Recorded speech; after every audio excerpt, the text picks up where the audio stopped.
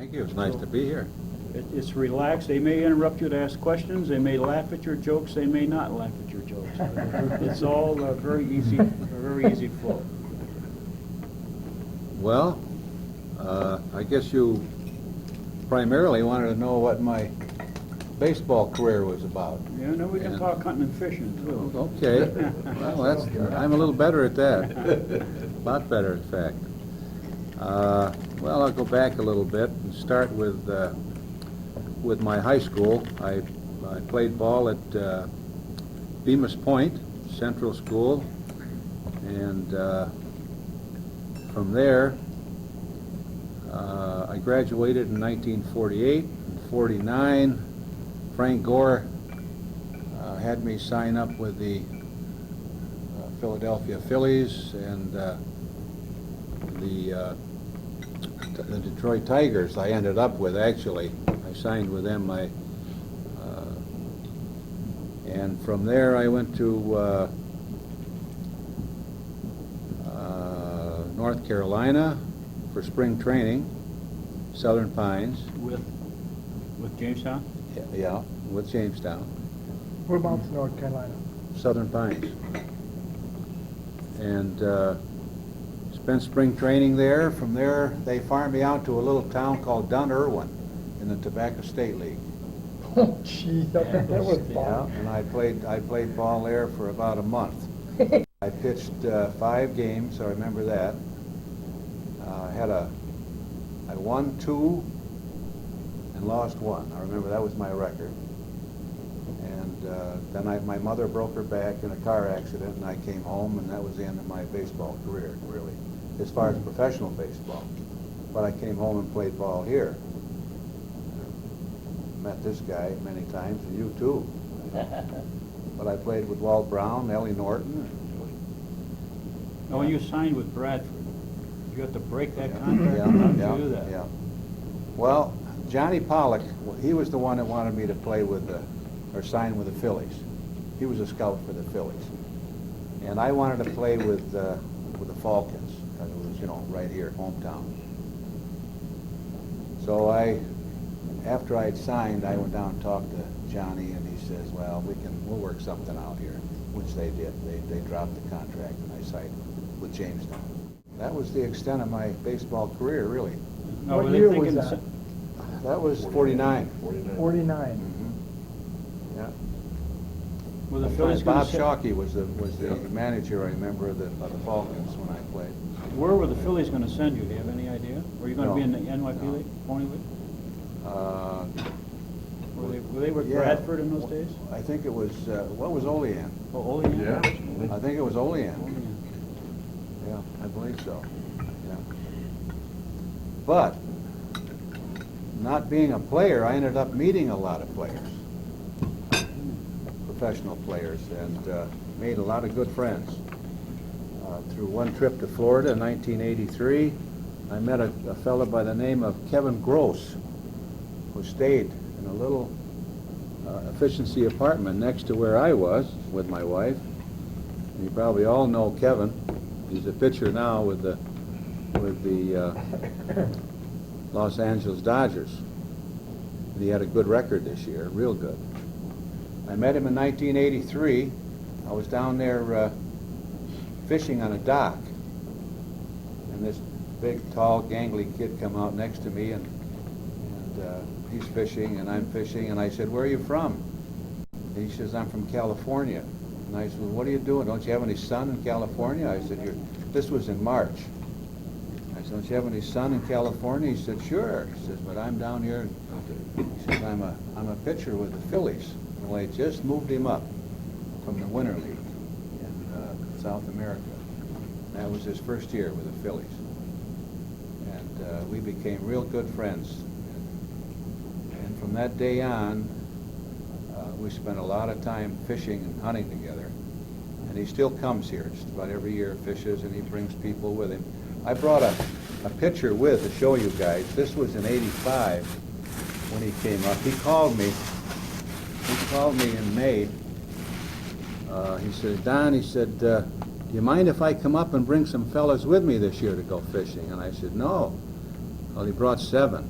I didn't know where I was going to put them. Need an extra boat. We had plenty of boats. But if you look at this, I'm going to pass this around, and you look at That's your water, this must be mine. Darren Dalton, you know, who plays with the Phillies now, making about $4 million a year or better than that. He's on the end here, and you look at this picture. He looks like a little kid. And you got Jack Russell, and he was a catcher with the Phillies at the time, backup catcher. And then he went on to the Texas Rangers and caught for Nolan Ryan. Then you've got Jerry Koosman, who you all know. And you've got Shane Raleigh, Kevin Gross, Larry Anderson, still with him. Larry's back with the Phillies now. But if you look at this picture, pass it around, and just look at, Don, is that Darling that pitched for the Mets? Darling in the major leagues? you mean Shane Raleigh? Oh, yeah. Shane Raleigh pitched for the New York Yankees, and then he went from the Yankees to the Philadelphia Phillies. Oh, yeah. This was in '85, Don? when you This had him up pitcher was, yeah. First year they there? I came. know, George told me he was gonna have a regular. Oh, yeah, yeah. Yeah. And then Mike Schmidt came up. I got a bunch of pictures at home, yeah. And lefty Carlton, Steve, yeah. Two Hall of Famers there. Got some heavyweights You always there. wanna, Yeah, You Steve always Bedrosian, he came up. you always wanna notice something, fellas, and whenever they have a crowd like that, and he has a group of people, there's always a left-hander in there. You understand that now? You understand that, fellas? And a good left-hander. That's right, a good left-hander. That leaves a lot of the other left-handers out. What are these guys? there too. Mm-hmm. And Don Malmrose. Yeah, I'm hiding in the back. Rarer. Well, Huh? I suppose they're even rarer. Yeah. What are these guys like in their fishing uniform? Different? Oh, God, they're hilarious. We made a video, their video man, Dan Stevenson, who's in that picture, made a video of this entire trip when they came up in '85. And it's about 70 minutes long, but it's interesting. From the time they left, well, it starts, they're playing Houston in Philly. And the ball game's over, the Phillies lost, and they come back in the clubhouse. And they're all, you know, getting ready to leave and come up here. Now, they came up in two planes. Shane Raleigh had his own airplane. And Koosman, Jerry, had his plane. So they each held, I think, 6 people. So they flew in after the game. They called from Philly, and they called me, and they said, "We're leaving, Don. We're on our way." Okay, well, they come up here, and it was just getting dark. And they landed at Jamestown Airport. And they both came in, and Joyce and I, my wife and I, were out there in 2 vehicles waiting for them. When they pulled in, I could hear Kevin holler, "There's Joyce and Don." Well, Joyce has got real white hair, you know. You could see her. He hollered, "There's Joyce and Don," and he says, "Don," he says, "can you drive right out on the runway? We got a lot of stuff to unload." I said, "My God, what do you got? You know, you're only going to be here for a day and a half." Well, anyhow, I did. I got my car out there on the runway. Yo, Joe. They taxied in. The first thing they unloaded, Murray, was 12 cases of beer. But believe it or not, I don't think they drank over 6 bottles. They left the rest. They had enough of it. Yep. But we had a good time that trip. They caught a lot of fish. We had a lot of laughs. Oh, boy, I bet. Koosman was a nut, wasn't he? Oh, was he crazy? Left-handed. They all are, aren't they? Well, Koosman was really a nut. Yeah, he was. Him and Larry Kind of a Anderson. genetic thing, I think. Yeah, that's Yeah, Larry Anderson is the same way. I got a grandkid that's left-handed. My wife started from the day. What kind of memories do you have of Walt Brown? Tried to get him to be right. Well, I grew up as a little kid in Bemis, and Walt was my idol. I remember listening to all the games, you know, when he was pitching, and he came up through the ranks. He came up through, well, Toledo Mudhens, and then he came up to St. Louis Browns. Browns, yeah. Yeah, I remember. Well, Walt was a great fisherman and hunter. That must be him. right there. Worked at the fish hatchery. Is it? I worked with him for a short time. But we fished and hunted a lot together. He's the one that actually taught me how to pitch. Really, he and Ellie North. Yeah. Easy going, always late for a game, never on time. Teach you how to throw a knuckleball then? Did I? To eat? Yeah. Oh, yeah. Yeah, he could go. He You had tell me a, stories about Dutch Yeah. Leonard. Oh, he had a You wicked- played with Dutch Leonard. yeah. What happened to our buddies from Portland? Durwood? I saw Yeah, he had a wicked knuckleball. Voting. Hard to throw. Yeah, it was in the paper, I know that. I called her. But I guess his fastball Yeah. was his bread and butter pitch. Bobby's always here. He, Used to be anyhow, didn't Bobby sure was. he? He's here much of the he time. could still do it good enough to get by even when he was burned out back there. When he come home, you know, around here. No, it's all right. You know, I used to, What got me, he never really bared down unless he had to. No, You know, he could. no, he always had a little extra back there then. Yeah. When he'd He reach back. never gave it all he had. No, No, he was, when he got in the hole, not until he had to. got a couple men on, then look out. then he was in. He could lean on it, Then you yeah. better look out, Right. yeah. Then he'd reach back and give you that little more. Extra. But I remember the times that he used to come home after the Browns, and they used to play down at the stadium and over at, not at the stadium, over at Allen Park. And then down at, what's the one off of, what's the one off of Buffalo Street? Oriole Field. The Oriole Field. Play over there, Yeah. and they played at Sauer Park. Mm-hmm. And I made it a point to sit by him all the time, that every chance I got. I used to sit there and I used to listen, you know. To Walt? Yeah. I learned more from him Oh, yeah. by sitting and listening to that stuff than I did from some of the managers I had all year long. Yeah. How to get rid of ball players and how to pitch to them and what to do and what not to do and when to knock them down and when not to. And you better believe it. Yes, sirree. He could fire that ball. He good fastball. Still did when he come back here. I remember I was a little kid working at the Bemis Point Cemetery, summers mowing. Clint Schofield and I. And we had a radio. We were listening to a game. St. Louis Browns playing Boston.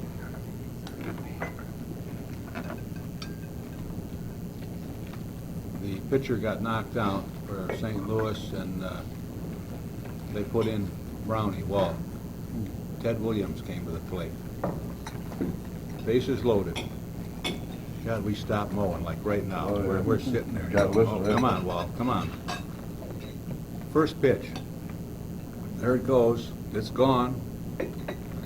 My idol failed me. Yeah, his first pitch was.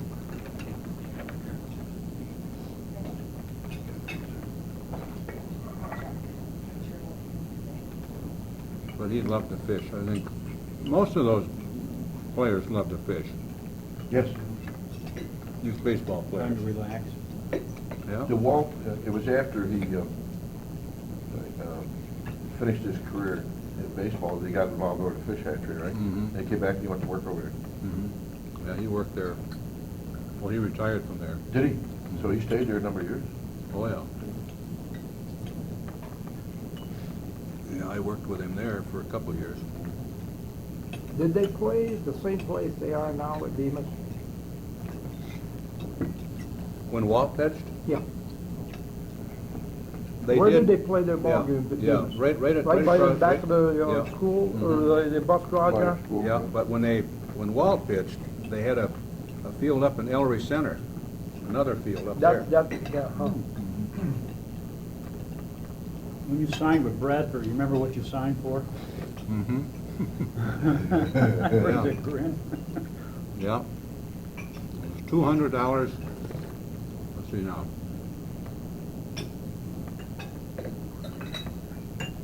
I got $200 a month plus all expenses. That's what it was.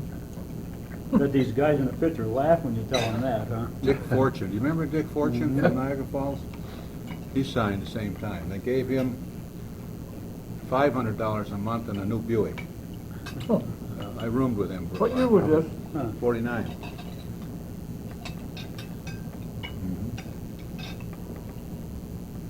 Well, when you got assigned, and you have any memories of your first game or the? Oh, yeah. I'll tell you one of the...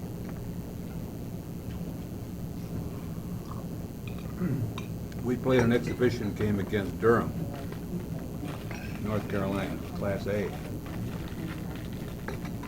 And I remember I went in there, I think I was supposed to go in and pitch the second 3 innings.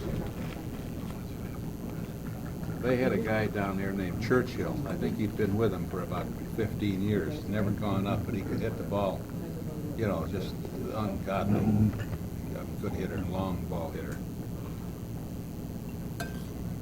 Now I remember in center field, behind the fence, there was a 2-story building.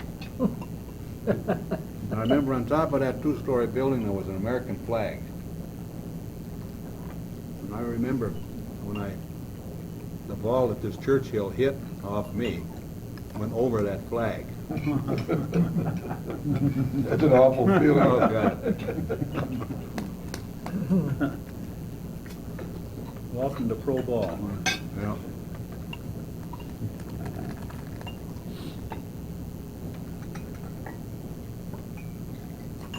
You know this movie that came out, Bull Durham or whatever that? It's the same field was in that movie. Game field. That's unexpected coming out of voting yesterday. What town was I that? almost said to him, Durham. In Durham. you here once to me with what he was on.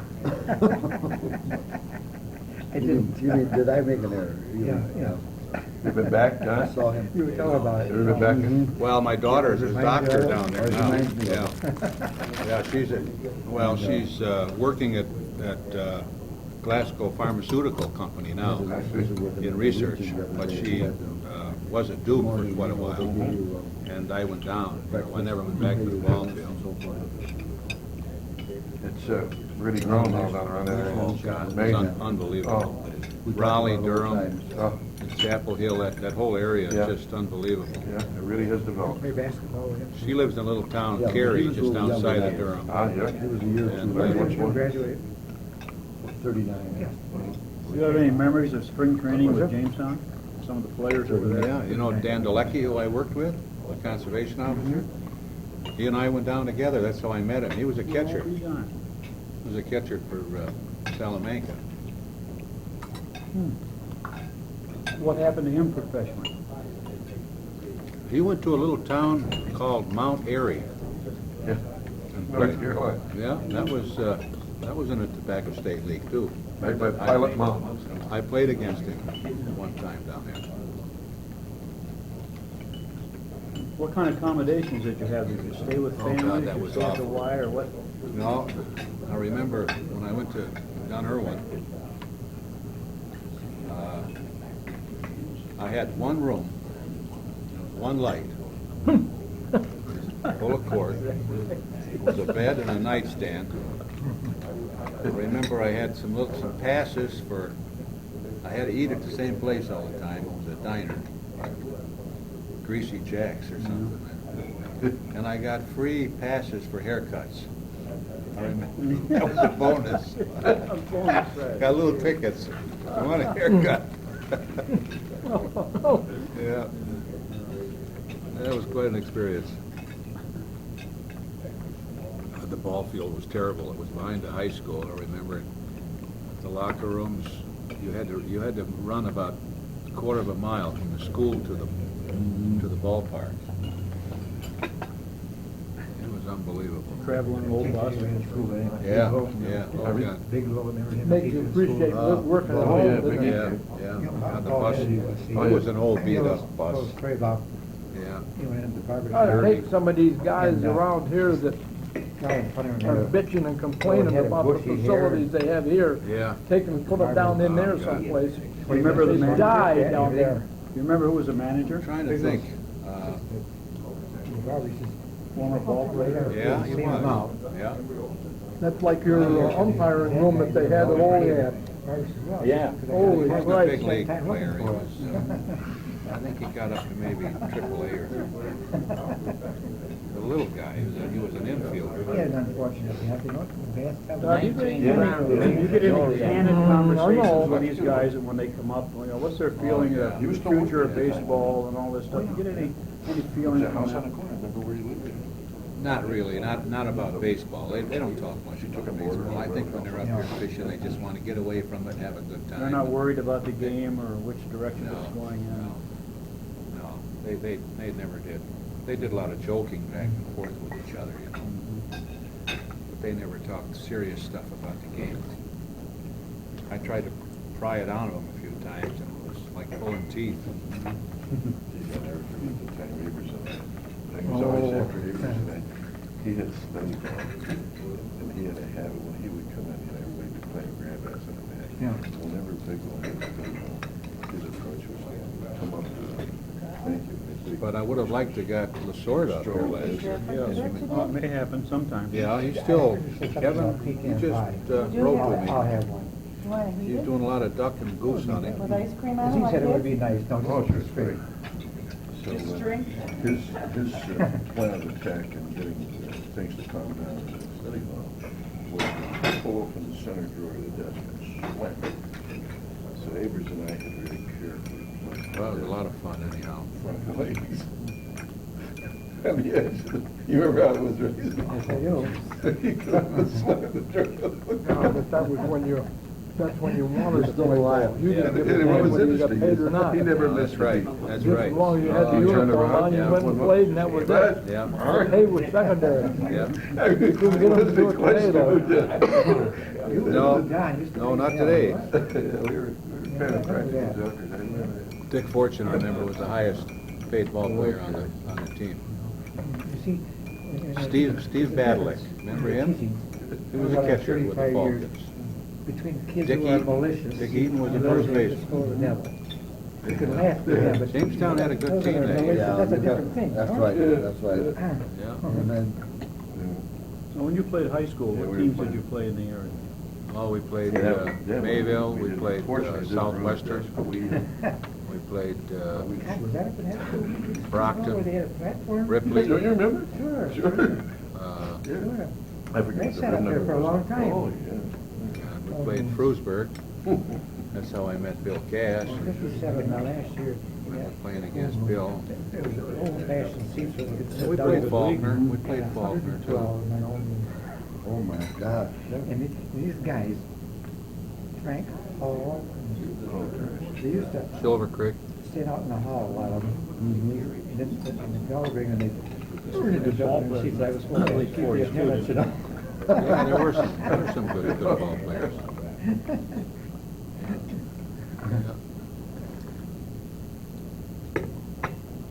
Anybody have any questions for Don, or?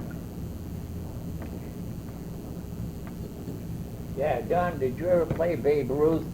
No. No, I So never we played. got Babe Ruth World Yeah. Series coming up. See, I never Russ will played. tell us about that later. Yeah, I never played Did they have until I Ameri- got in high school. Did they have American High Legion? school. Yeah, I played a lot of American Legion ball. That was a good program. Yeah, played with Bert Crandall and Oscar Harvey and, What year did you play American Legion? oh God, it Offhand.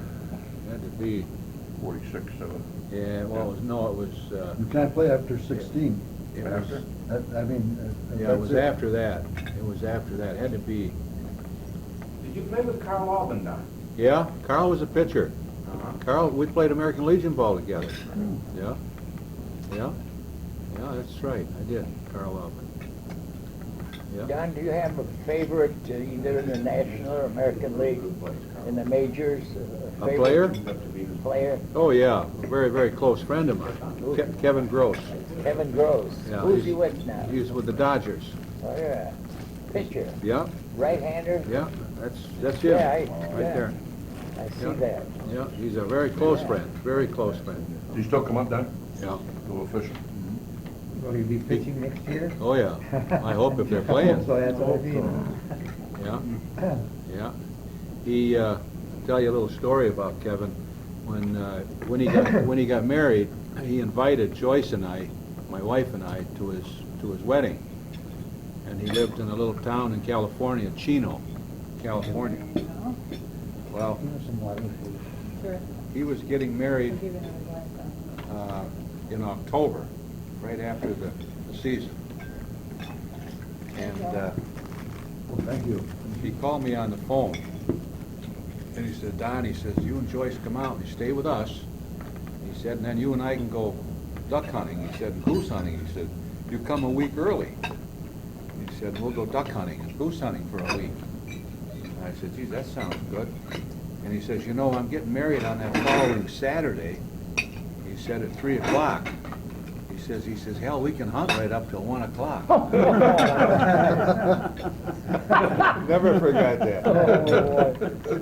Sounds like a gopher. Yeah. Get rid of the Well, phone go to now. 2 o'clock, you're doing it till 1. Yeah. No. He says, we'll have time. Some of this? Then there was a league called the NYP Semi-Pro Baseball. Yeah. Did you play with Yeah, that? yeah.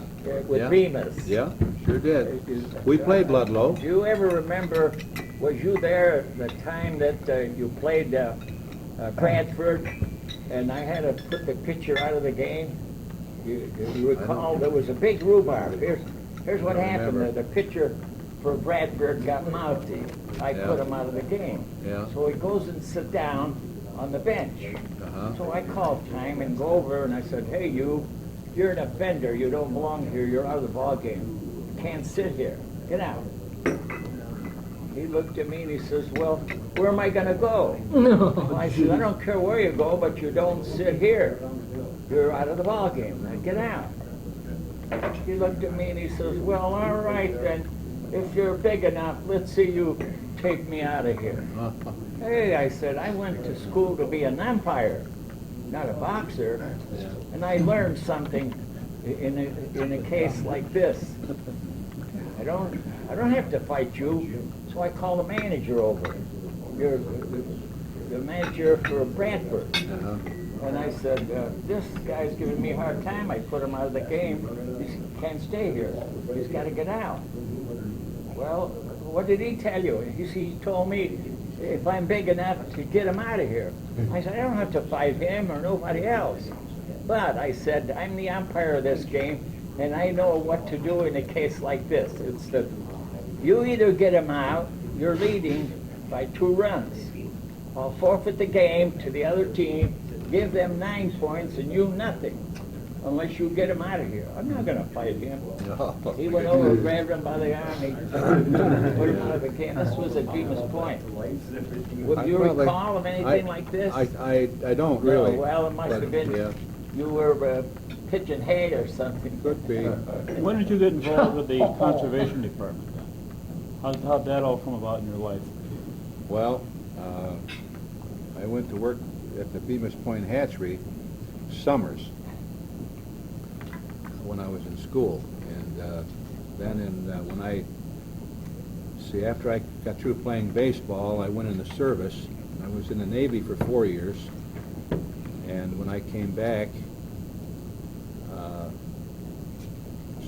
went in the Navy in 1950. I was out in 55. I had to serve a couple of extra days for some misconduct I got into there. I got out in January of 55, and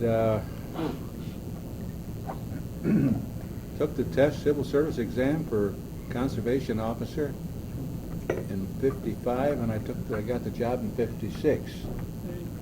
And I had the job until 92. Your assignment's always been Chautauqua County? Oh, no. Where else were you at? Oh, they sent me all over the state. Long Island, Adirondacks, Catskills, Finger Lakes. That's almost like playing baseball. Yeah, Well, Walt worked with you, didn't he? yeah, at the hatchery. At the hatchery. Yeah. Yeah. Yeah, it's a good job. I don't miss the job. Kind of miss the people I worked with. The name out of history for that is John Zenz, Yeah, he was my predecessor. predecessor. Yeah, he broke me in. Yeah. Is Jimmy Rogers still around? Yeah. What's he doing now? Not much of anything. He's retired, isn't he? Oh, yeah. Playing golf on Saturdays all week Yeah. long. Is that right? He doesn't do much. Jimmy still On on the golf course? Yeah. Does he? You don't see much of him anymore. Yeah, right next to the old hatchery. Ought to get him down sometime for us. Yeah?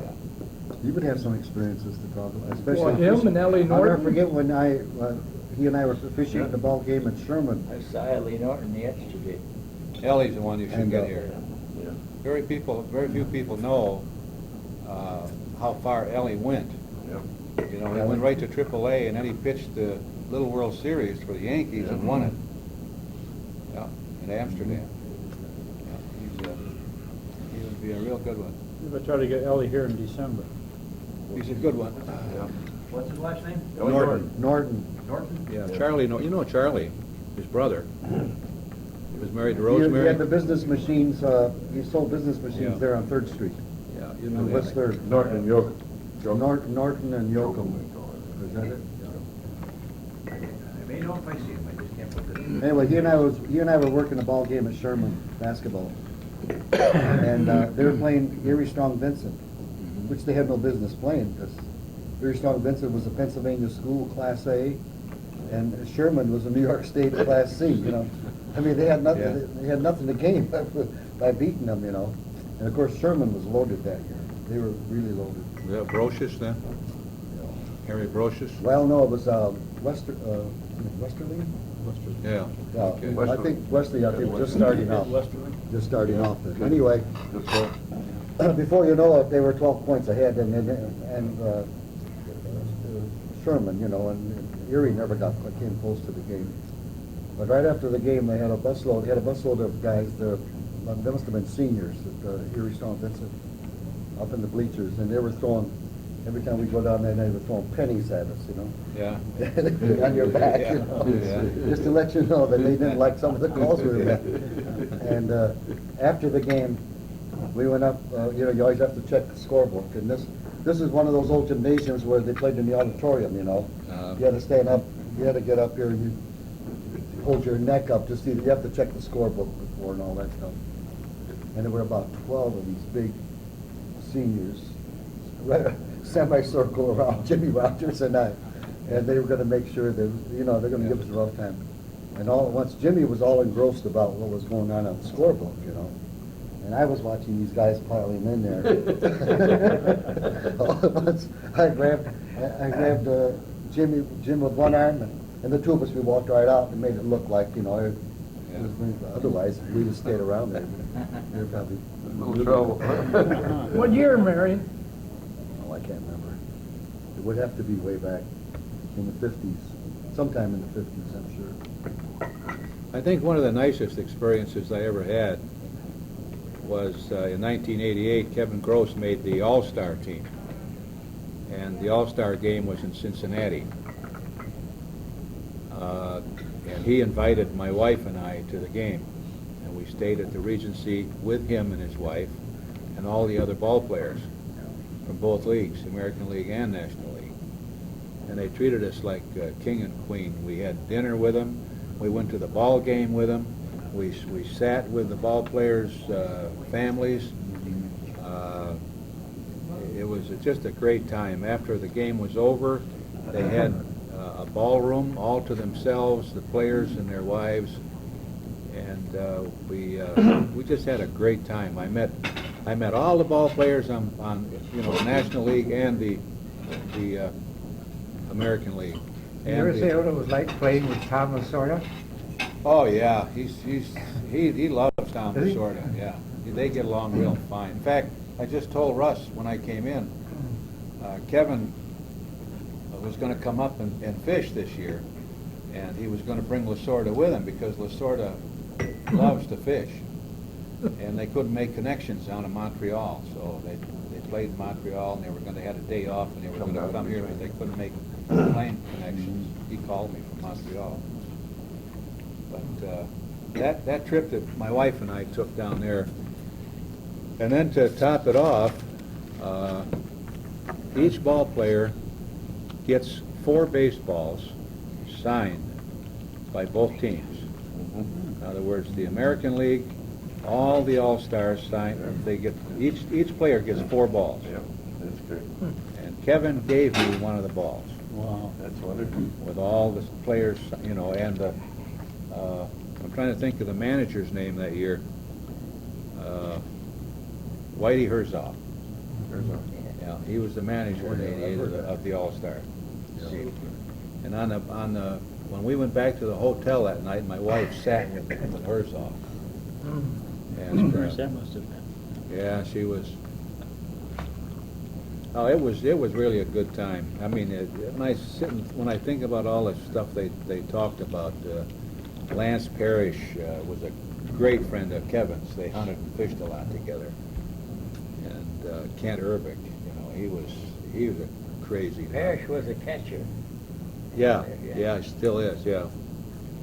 And but Kevin and Urbick invited me to go hunting with them, hunting elk. Wow. And no, this was on an Indian reservation in New Mexico. And I didn't go. I was working at the time, and they wouldn't let me have that time of year off. See, that was a Busy busy season. time.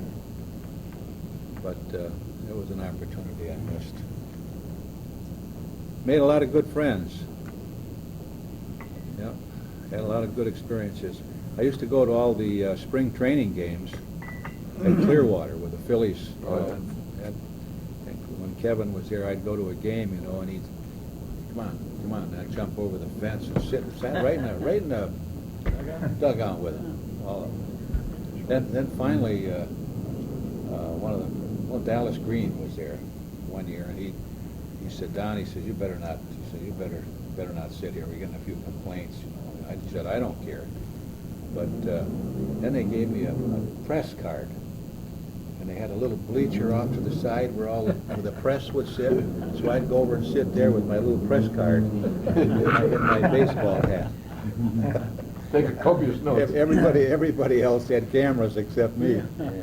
John, where does Kevin Gross live now? He lives in Ontario, California. You think we could get him here for a sports speaker? Oh God, I don't know if he would come that far. What a trip. Why don't you get his plane fare for him? Yeah. Maybe he'll come. I tell you, if you told him the fish were biting, he'd come. There you go. Tommy Lasorda agreed to come, but we didn't agree to his terms. Yeah. It was too expensive. Yeah. That's true. Remember Russ? Yes. Yeah, it was on. You gotta go at least a couple $1,000 today to Oh, get, yeah. You know, another guy, to get something anyhow. you remember Tom Hume? Tom Hume, he was a pitcher with Cincinnati. Remember that? Remember him? Remember the name, yes. Yeah. He was a good friend of Kevin's. And every year when we went to Florida, Kevin, of course, at spring training, he'd call me and say, Don, we're going fishing. He says, down to Hume's. Well, Tom Hume lived in Palmyra, or not Palmyra. It was just outside of Sarasota, anyhow. And we'd go down after a game and fish. He had a private lake. Humongous bass. Oh God, the bass were huge. And we go down there and fish, you know, 2 or 3 times when he was there. That was another good experience. Oh, the one thing I've got to tell you, a lot of you guys are golfers. Second year I was in Clearwater, Kevin invited me to a celebrity golf tournament in Clearwater. You get a kick out of this, Marsh. So Kevin's no golfer. I don't think he swung a golf club twice in his life. So I'm playing with Kevin, Shane Raleigh, myself, and a banker from Clearwater. And we get up on the first tee, and Kevin gets up there. He swings like crazy, but he doesn't know where the ball's going. And it's a narrow fairway, and both sides are just lined with people. We don't want to miss it. You got to talk a little louder for us, guy back there. God, isn't that Yeah. awful? Kevin looks down the fairway, which is real narrow, and all these people on both sides, and he came back to me and he says, holy shit. He said, I don't dare hit. He says, I'll kill somebody. Well, Raleigh says, why don't you take your 9-iron? This is a par 4, about 450. He said, hit the 9-iron. No, I said, I can't do that. Well, he said, hit a 5-wood. He says, you'll hit that high. He says, you won't hurt anybody if you hit a low one. Okay. So he got up on the tee, took a bodacious swing and hit a liner, and it was a slice. And I could see that ball going into the crowd, hit a guy and knocked him cold. The guy's laying there on the ground. He was all right, but he was out. I thought he killed the guy. Kevin says, I quit. I said, no, he says, you can't quit. You got to keep going. Well, he didn't play the first hole. He waited till he got to the second tee. Oh, Jesus. What a time. John, when you played minor league, was it the Detroit Farm? Yeah. At any time did you have exhibition with Detroit, your minor league? No, not the big club. Never played Detroit. No. See, they did here when they were parent to the Jamestown team, Tigers. They came to Jamestown. Yeah, we never did. At that time, do you recall, let's see, Dizzy Trout? Dizzy Trout, I got a ball that Yeah. Dizzy Trout hit on the light stand there. Yeah, Yeah. Charlie Gehringer, Oh, God. Remember the names. Yeah. Yeah. Luke Sewell. Yeah. I remember, well, I can remember the names, Yeah. but that was quite long. 1946. Is that when that was? 1946. Yeah, I played 49. Yeah, I had that ball. I think my kid ended up tossing around and playing ball in the neighborhood with the damn thing. I kept it for a while. Bob Shockey was the manager when I was there, and oh God, what was the name of the guy that owned the club at the time? I played golf with him this summer in Chicago. Yakum. Yeah, John Yakum. John Yakum. On here, Yeah, he was there. you know, Yakum used to be from South Dayton. Was he really? You know that? No, Yeah. I never knew that. But yeah, John and I got to talking all the time, so he came to see me about one thing or another. Yeah. Yeah, he knows all these guys. Oh gosh, he starts rattling on. He knows. He's met them all. okay. Oh, yeah. I had a telephone. But he knows a lot of guys from around our area too. Yeah. When he grew up there. Yeah. I had a telephone call from Yakum, clear from where he lived in the west. Where was it? Palm Springs or somewhere, doesn't it? Right out there. Want to know how the weather was here. Get on the golf course, see? Yeah. Oh, yeah. Yeah. Oh, boy. I think that's where he's from. I think Yeah. that's where he is from. South Dayton, I know we talk a lot about it because I knew some of the guys, you know. Thank you, man. I used to play ball with them. What's the future of the fishing on Chautauqua Lake? Terrific. Too many. Bright future? Great. Is it improving, Tom? Yep.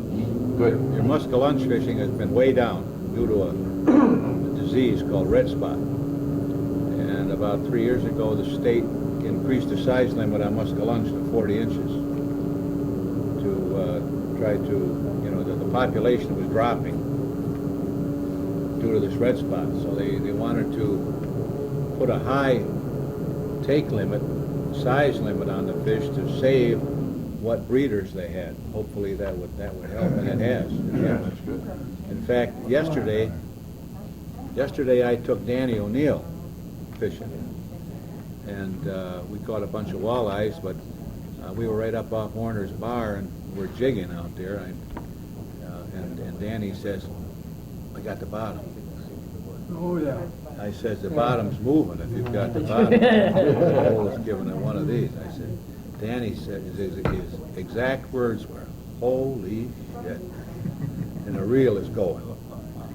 And he said, what have I got? He said, this is no walleye. There's a lunch to think. It was. It was about a 25-pound muskie. Wow. And we got it in. Beautiful fish. Beautiful. No, it was not flawless. No scars on it or anything from that. So what are they doing? They're trying to breed that out of them, Tom? Well, Or breed a stronger strain? they can't do either, really. Well, the ones they raise in a hatchery are free of the red Okay. spot. But they don't know if they're susceptible to it once they I get in the see, I lake. see. But it's a disease that they acquire through stress. And they get it usually during the spawning season, when the fish are, in a stressful time of their life. I'll be damned. And if there's a radical change in water temperature, that tends to, that tends to. And we've had radical changes in weather here, Yeah. haven't we? Yeah. Which is probably one of the causes. We've had a crazy thing going on in the last 5 years. It's the only fish affected, really. Who's got change coming? Somebody got change? Um, I gave you some, didn't I? No, Or did I? not yet. Well, then this is But yours. when you see, Probably not. Very good. when you see Danny Murray, ask him about how his muskellunge fishing is. How long was that? Oh, yeah, I will. Oh, I will. God, it had to be 45 inches anyhow. Oh, really? Good sized fish. How long it take to get it in? Oh, probably 15, 20 minutes. Oh, I bet he's excited. It jumped a few times out there, little aerobatics, Oh, I see. Can't horse them babies, can you? Oh, no. Let them go. 8-pound test line, too. Yeah, he's Let him go. looking for it. O'Neill was on the other end? Danny, yeah. Do we still get a lot of visitors that come to fish Chautauqua Lake? Is that still in the industry? When he was coaching at Lincoln. Question for Don. And, Don, what do you think about the baseball strike? What's your version? There was a counselor for a Hopefully, while. they'll settle it one way or another. I think they've got to put a cap there someplace on it. I was in it when he came This into it. thing's settled. I don't remember. I started. Well, we're talking about I was gonna talk to Kevin about that, to see how I haven't had a chance to talk to him He about might it. have something. Oh, yeah. I started counseling. If being with the Dodgers, Yeah. You think some of those guys might have an attitude that could end up ruining the game, wouldn't it? well, Yeah. I mean, I think it's a danger. let me tell you my Oh, I think it guess. is too. I do too. Gentlemen, let me tell you my guess. See, years ago, when there was a strike, the managers got wise. I mean, the owners got wise to this extent. See, they settled with an increase, had to pay the ball players a little more money. So there was that they bought insurance. See, they learned that while the strike is on, Steinbrenner, Gene Autry, all the owners bought insurance. Now, this is according to it's not a press release, but there's a guy on the radio. Business interruption. Yeah. See, so now, their insurance money is almost exhausted until they pay their next year's insurance. They're gonna settle. I say, they're in business to make money. They wanna open the gates and maybe charge more for us to get in. But I think that's only that gets at the battle. The war is still there. And I Oh, think yeah. the war is them against the public that's paying the bill. And the guy that's got to spend a week's wages to take his 3 little boys to see a Yeah, ball yeah. game is going to say, so long, we're going fishing. Right, I think you're right. I think that's where the guy, I think that's Don's point. In other about words, you getting- figure they're gonna it's- boycott. It's out the window now. I think so. I think they've gone long enough so people are saying, geez, it's not so bad, they're going on a family picnic or, Yeah. who the hell They needs get it? used to that. I mean, Yeah, they're getting making sick fools of out it. of us. They're getting sick of it now, Yeah. like the You gotta O.J. do Simpson. something. It's no longer the national Yes, pastime when you yes, start that's talking about disgusting. 86 million or whatever the The hell you're fans talking should strike now? about. Huh? The fans should strike? Well, I think they will. Yeah. I think the fans will. I think the fans are about fed up. I wonder what would happen with the owners if they opened the ballpark and nobody come in? Yeah. And they're supposed to play a ball game. That wouldn't last very long. Now, don't forget though, those crowds are basically, by and large, They would go addicted if to they could- baseball. that's right. They are addicted, just like, you know. I know. I'm sure you're probably gonna notice a certain amount of this, like you mentioned. I'm sure But you're not gonna. enough to really affect it. I don't think it's gonna be enough to Significant. affect it though, because You're baseball probably right, Monty, because they're is still metropolitan areas. baseball and this is still America. I don't give a damn what you say. I'm sure it'll cut it down to some extent, but I don't think it will make that much of an impact. No, we I thought bet it that would in was- a place like Jamestown, but it probably won't in a place like New York City when you got X million people, you're gonna find enough to fill it anyway. thought that was gonna happen at the last strike, and after they settled, they come back and broke all records. Yes, they did. That's right. Yes, they did. Boggles your mind. Did anybody learn Mike? anything to see that big contract in basketball they gave out to the Robinson guy? Yeah. $70 yeah. million, and it's a guaranteed contract. Yeah, The oh, guy yeah. gets killed or Regardless. if he can't play, he's still gonna get $70 million. Oh, yeah. Oh, yeah. Well, I don't I think, think, I don't think anybody's learning anything on this thing. No. Right. When Kevin signed with the Dodgers, I was talking to him. I looked at it in the paper. I happened to see it, and he signed for 3 years for $7 million. And he called up and wished us a Merry Christmas. And I said, you know, Kevin, I said, yeah, I just saw in the paper where you signed for 7 big ones. Yeah, he said, wasn't that something? I said, Kevin, you're not worth 7 little ones. What do you think? He says, Don, he says, maybe not, but he said, if they're going to give it to me, I'll take it. He said, I got a hell of an agent. The money's there, you know. Good. Yeah. Yeah, the agents do that. That's what's happening. You know, he told me one little piece of information he told me about Steve Carlton. Now, Steve is a Hall of Famer. You know, he didn't get around the news media, and he was really a hard-nosed individual. He made a couple of bad investments, and Kevin said that he got into the wine business, and he had a hobby of collecting wine, and the hobby turned into a business. He went over to France and Italy and bought wine. I don't know how they auction it off over there, but I guess by the fall harvest or whatever, and then at these wineries, and he lost his shirt. In fact, Kevin said he lost about $5 million in the wine business. Bad investments, bad investments. And that reminds me of another little thing about, we went to one of these Japanese eating places, Arigatos, when we were in Florida one year, spring training. My wife, her mother, myself, were sitting at one of these tables. Have you ever been in Arigatos? Everybody sits together. It's kind of you sit around The girl. yeah, the cook, and you watch the cook fix everything for you. Now, there might be 10 of you, 12 of you around one cook, and he's fixing everything for you.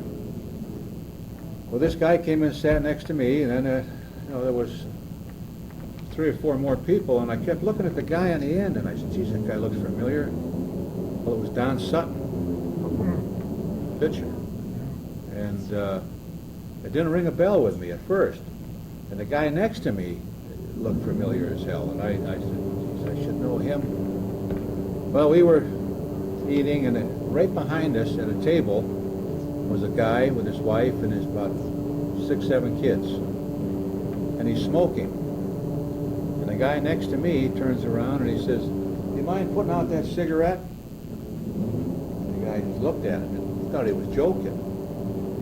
Well, you get the little wooden chopsticks, you know, with your meal down there. And he turned around again. He said, if you don't put the cigarette on, I'm going to shove these straight up your nose. You know, I thought, Jesus, what's going on here? Right? It was Steve Carlton, sitting right next to me, and I didn't know it. Well, the manager of the Phillies was from Salamanca. What the hell was his name? He's up in the front office now. You know what I mean? No. He was sitting next to him.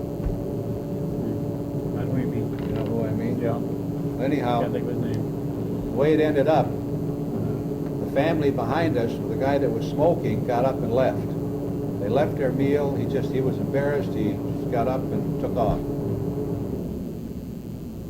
The manager of the Phillies went to the manager of the restaurant and apologized for Carlton's behavior. And he says, I'll pay for the people that left. He said, I'm very sorry for the incident.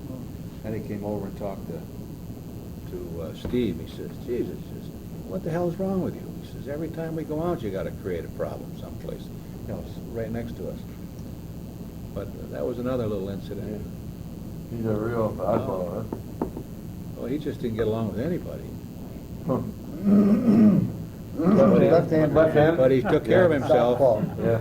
He took care of himself. Genetic. 999 went to war, and 1,000 of them come home. Not till the very end when he retired. Then he did. Yeah. That's not easy.